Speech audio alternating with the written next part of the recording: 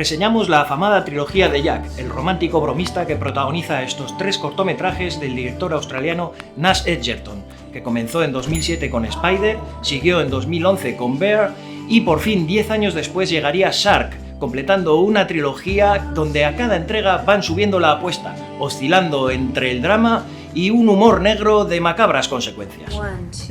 Comenzamos con Spider, el corto viral que sentó las bases de esta trilogía basada en las experiencias de Nash Edgerton, que da vida a Jack y que coescribe las 3 entregas junto a su colega y paisano David Michôd, responsable de otras 3 joyas como Animal Kingdom, The Rover y The King.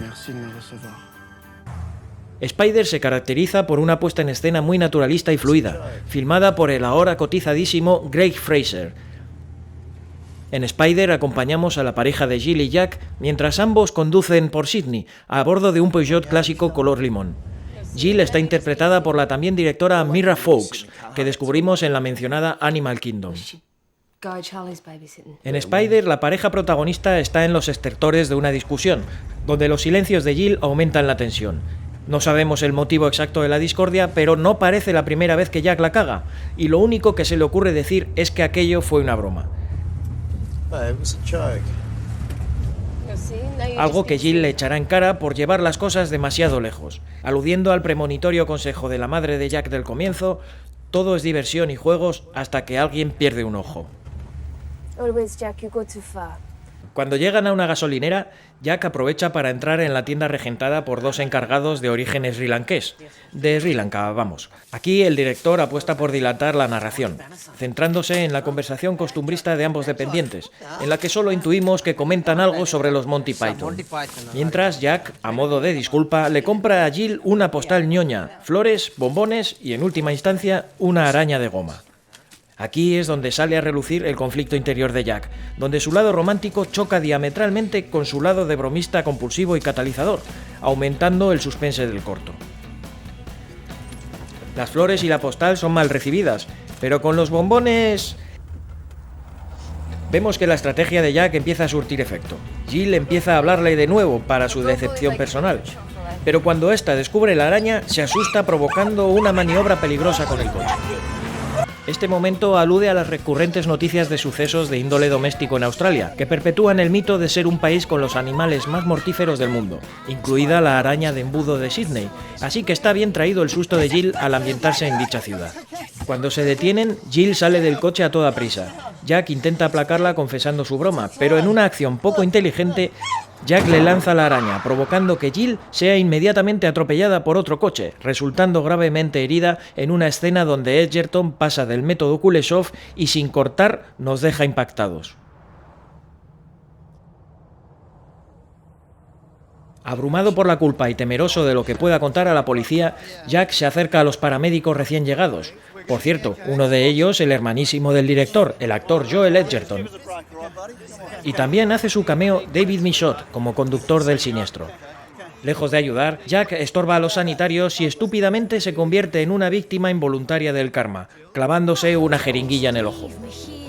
El tono del corto es absurdo, trágico y humorístico a la vez, pero sin resultar cafre como Jackass. Curiosamente, uno puede llegarse a identificar. Hay una pelea de pareja de lo más real, miedos universales como a las arañas y a las agujas, que consiguen una comunión con el público y no solo se queda en la anécdota final.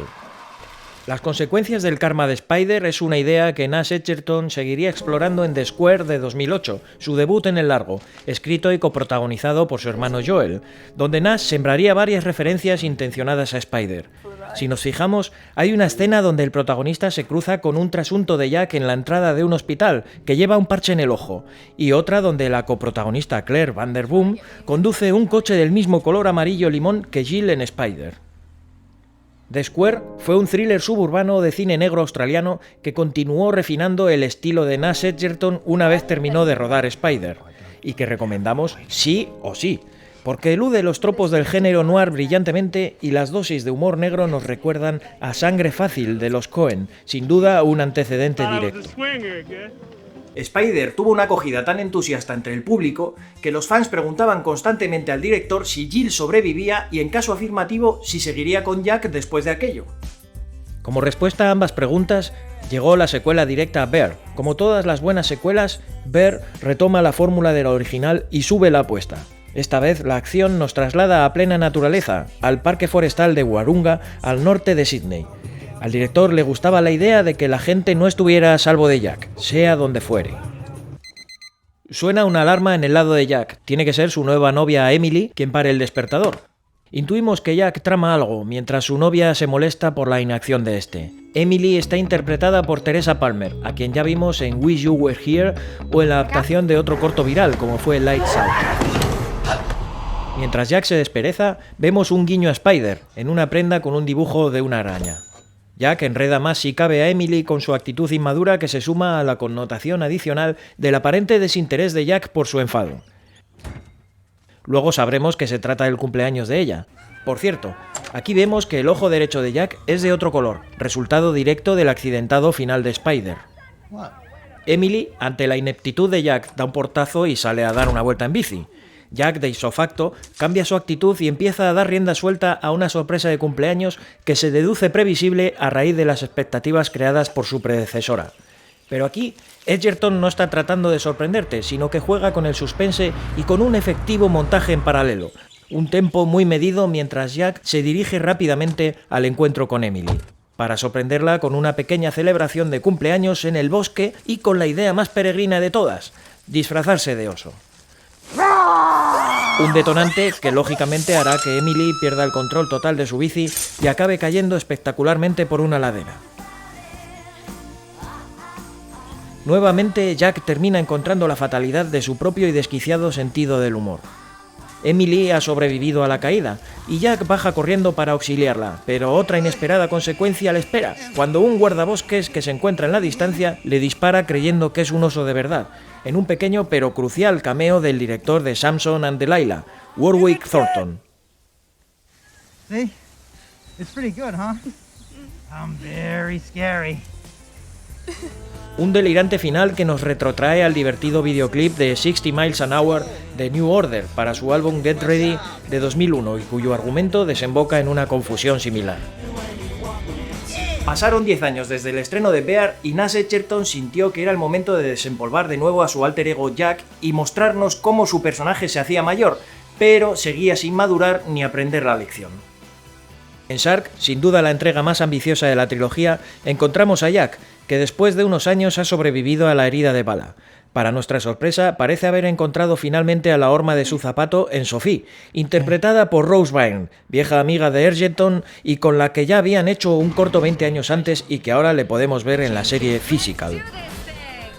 En Shark, Rose Byrne se roba el show. Su personaje es alguien que realmente entiende el característico y perverso sentido del humor de Jack y no solo se deja llevar, sino que se adapta a la energía de este como almas gemelas. El montaje es muy fluido en este aspecto, ya que nos muestra la dinámica de la pareja a la perfección. A diferencia de las dos partes anteriores, el tono de Shark, al menos en gran parte, está escrito como una comedia romántica, donde un enamorado Jack deja atrás su historial macabro de exnovias accidentadas y por fin une lazos en una hilarante escena de boda, inspirada en la propia boda de Edgerton, que se casó el Día de los Inocentes, para más Inri. Con ambos protagonistas en plena luna de miel en la paradisíaca isla de Lord Howe, la pareja decide apuntarse para practicar snorkel en mar abierto junto a otras parejas de novios. Una actividad algo encorsetada que choca con la personalidad de Jack, que ha visto en una aleta de tiburón de juguete una forma de darle la vuelta al itinerario. Contará con el beneplácito velado y cómplice de Sophie, que sabe que Jack no puede dejarlo estar. Una situación que, como era de prever por el título y por la idea constante del karma en la trilogía, desembocará en un dominó de fatalidades, cuando un tiburón real se suma a la ecuación en una escena de lo más impactante que nos dejará un futuro incierto para Sophie y a un desangelado y confundido Jack en alta mar, abandonado a su suerte. Un final deliberadamente abierto que dependerá del espectador imaginar si Jack y Sophie volverán en una cuarta entrega. Pero si nos atenemos a la letra de la canción que cierra el corto,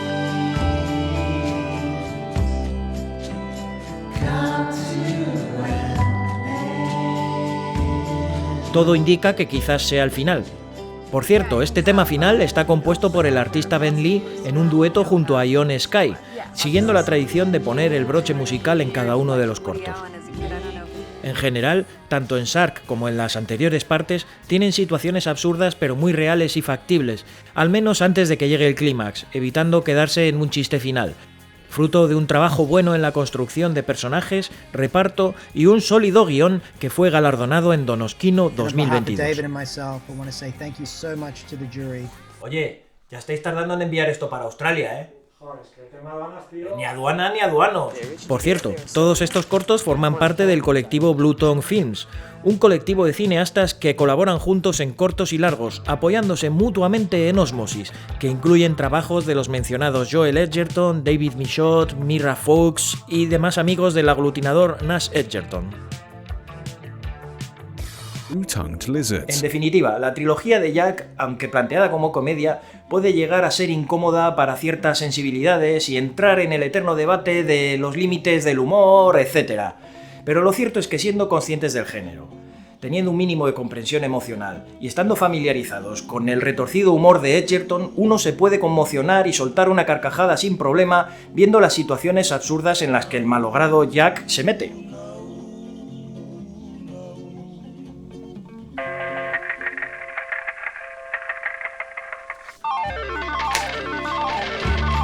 See you at Donoskino, mate!